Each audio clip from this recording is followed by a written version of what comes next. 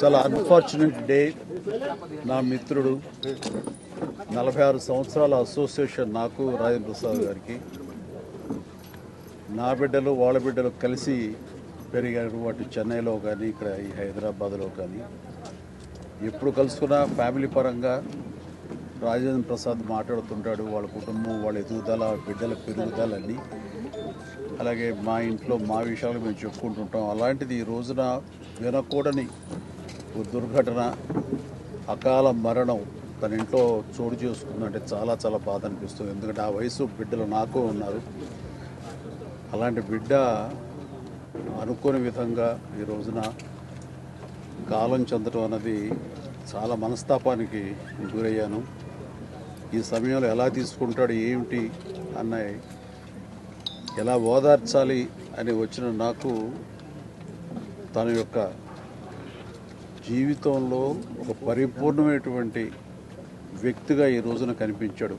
అందరికి తెలిసి అందరిని నవ్వించే, అందరికీ వినోదం పంచే రాజేంద్ర ప్రసాద్ ఈ రోజున తన వీట విషాదం జరిగింది. ఆ విషాదం ఎలా తీసుకుంటాడు అని అనుకుంటే, తనకున్నటువంటి వ్యక్తిత్వంతో ఆ బాధను కూడా దిగమింగుకుని మళ్ళీ తప్పదు జీవితంలో మనం అన్నీ చవి చూడాలి, ఆ భగవంతుడు ఎన్ని పరీక్షలా పెడతాడంటూ ఒక వేదాంతలాగా తను మాట్లాడుతుంటే మరింత బాధ అనిపించింది.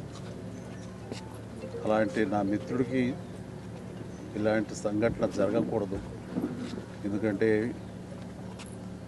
చిన్నవాళ్ళు పెద్దవాళ్ళు ఏమవుతారు ఏంటి అంటూ ఆ వయసుకు సంబంధించి మరణానికి దగ్గర అవుతున్న కొద్దీ వాళ్ళు బాధపడతారు. అలాంటిది బిడ్డలు ఇంకా ఎదుగుదల ఉంది, వయసు సగం కూడా కాలేదు జీవితకాలంలో, వాళ్ళు అలా కనుమరుగైపోతారనేది తట్టుకోవడం చాలా కష్టం. అలాంటి పరిస్థితి రోజున నా మిత్రుడికి, ఆ కుటుంబానికి కలిగినందుకు చాలా చాలా బాధ అనిపిస్తుంది.